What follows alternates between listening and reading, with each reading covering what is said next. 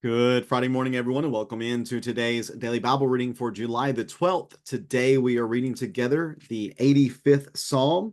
Psalm number 85 has been given the title in my Bible, Restoration of Favor.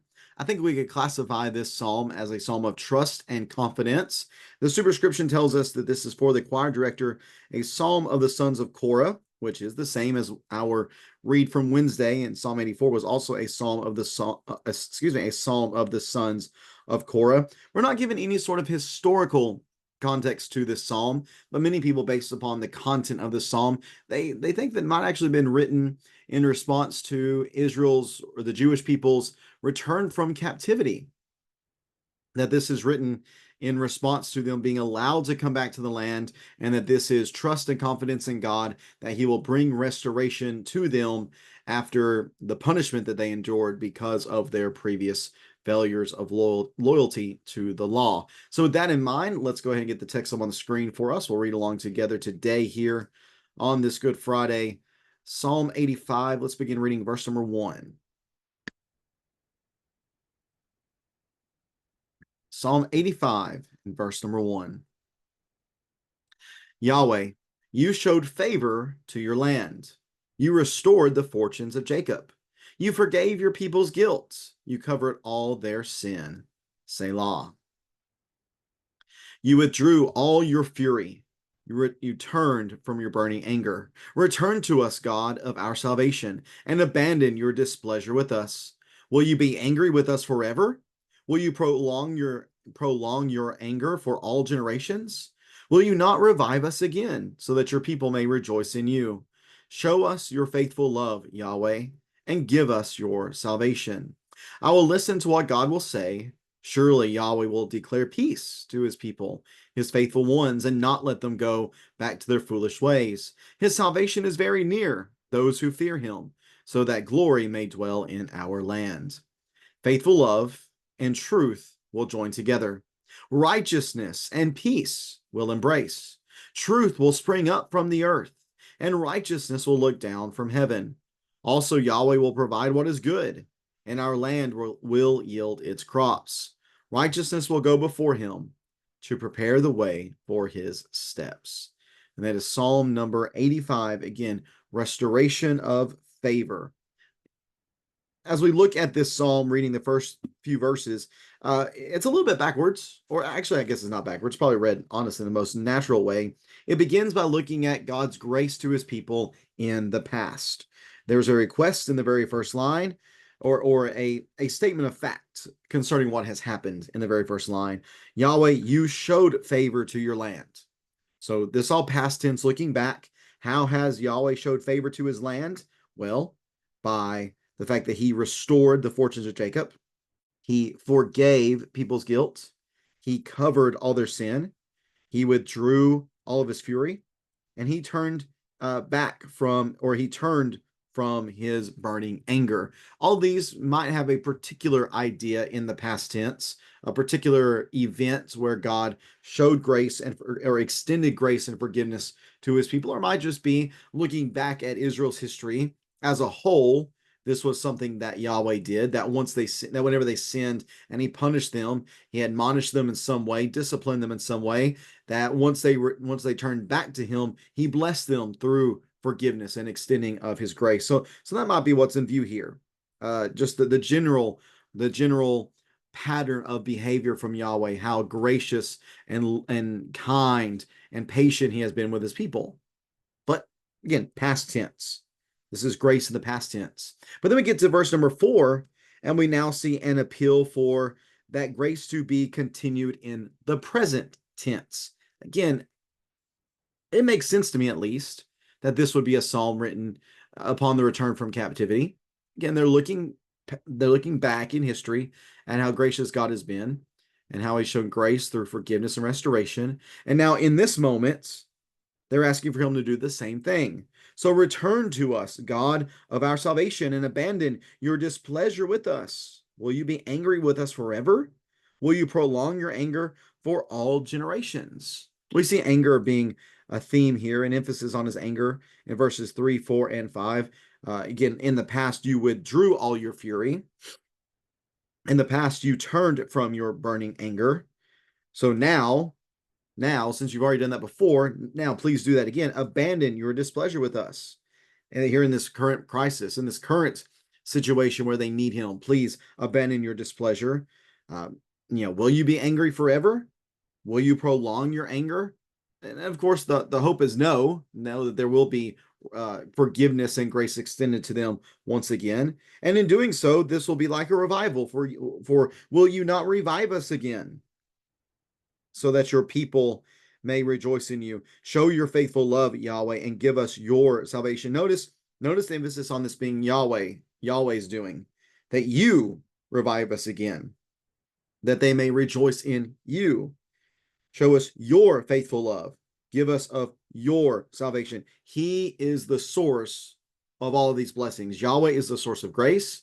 Yahweh is the source of forgiveness. Yahweh is the source of revival. Yahweh is the source of restoration. It all gets back to him. And again, they have a trust and confidence that Yahweh will do this because they've seen history. They know about how good he has been to them upon their repentance and desire to be faithful to him again. They've seen that. So they have confidence, the sons of Korah do here in writing this psalm, that he will do it again. So verse number 8, I will listen. Okay, I will listen to what Yahweh will say, because surely Yahweh will declare peace to his people, his faithful ones, and not let them go back to his ways. It is Yahweh's character here. It is Yahweh's character that is shown to be the answer to the present crisis, to the present situation where they need this grace, forgiveness, and restoration. Surely, notice the confidence here. Surely, I just know it. I just know that Yahweh will declare peace to his people, to his faithful ones. I just know that he will restore them in such a way that they will not want to go back to their foolish ways. I just have such great confidence in that. I'm going to listen for it because I know it's coming. I know that his salvation is very near to those who fear him, so that glory may dwell in the land. This fearing of him, this respect for Yahweh, this loyalty to his covenant is exactly what was missing that led them, again, if this is a psalm based upon return from captivity, it is this lack of fear, this lack of reverence, this lack of loyalty that led them into captivity. So now they know they need to do that. They need to emphasize that. Their love and respect and reverence, fear, loyalty, all this, they need to give that to God. His salvation is near. But here's what it allows to take place. It allows for his glory then to dwell in the land, for his presence and his glory and his magnificence to be among his people once again. Well, what's that going to look like? If all this were to take place, what would it look like? Well, it would look like faithful love and truth being joined together. It would look like righteousness and peace embracing, or some translation saying that they kiss. Truth will spring up from the earth, and righteousness will look down from heaven. Also, Yahweh will provide what is good in our land, will yield its crops. Righteousness will go before him to prepare the way for his steps. So notice these four things, these four strong characteristics of Yahweh's character: faithful love, truth, righteousness, and peace. That they will join together, that they will embrace, they will even kiss. And truth will come up from the land. And righteousness will look down from heaven, meaning that on all sides these things exist. But notice this key point, going back to verse number 7, or verses 6 and 7. It is Yahweh who will provide what is good. He will give the increase. Righteousness will go before him to prepare the way for his steps. And guess what that allows us to do? That allows for us to be guided in the paths of righteousness, echoing Psalm 23. That we will be guided in the paths of righteousness for his name's sake, for the sake of his name.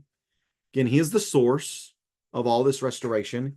He is the source of grace. He is the source of forgiveness. He is the source of renewal. He is the source of teaching, truth, faithful love, righteousness, peace. He's the truth of all these things. Or he's the source of all these things, excuse me. So as he gives them, we must then take them and reciprocate them and give him the glory and the honor for what he is doing. That had to be the mindset of the freed captive. the Jew who had gone into captivity, who had been born into captivity, that was now brought back from captivity. They had to recognize that it was their failures to do what God desired for them to do. It was their failure to be loyal. It was their failure to fear him. It was their failure to desire him and to love him, to be loyal to him, that allowed God, that allowed God to or that led God to allow these nations come in to punish them. But now, upon their repentance, which is based upon God's character, what they know of him, their trust that he will do this again, that he will again restore. It is now this confidence and trust that they should not just receive this forgiveness, but they should act upon it appropriately by having these characteristics of God being their characteristics as well. So here is this desire, this prayer, this psalm for restoration of favor.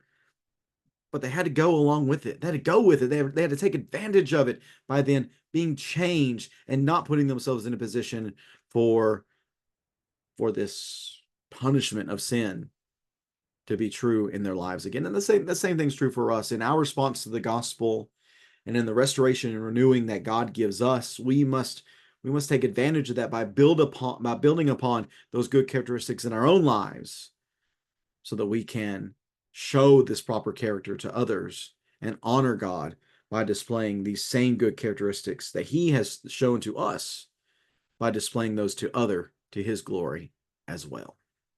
I appreciate so much you tuning in for this reading on this Good Friday. Hope that you've had a great week and hope that you're looking forward to a good weekend, especially being with God's people coming up on Sunday. Very much looking forward to being with everybody for our Bible study at 10 and our worship at 11. And we'll be reading again on Monday from Psalm 86, Lament and Petition, a seemingly random Psalm of David that gets dropped here within this section of the Psalter. We're looking forward to reading that with you then. Tomorrow is Olivia's birthday. So if you have the opportunity, hope that you'll wish her a very happy birthday as she turns the big 8 years old tomorrow, which means that she's halfway to driving, and that makes me feel extremely old. So we're not going to talk about that anymore at all, but very happy birthday to Olivia. Everybody have a great weekend. Again, look forward to seeing you on Sunday and reading again together on Monday. Take care and God bless.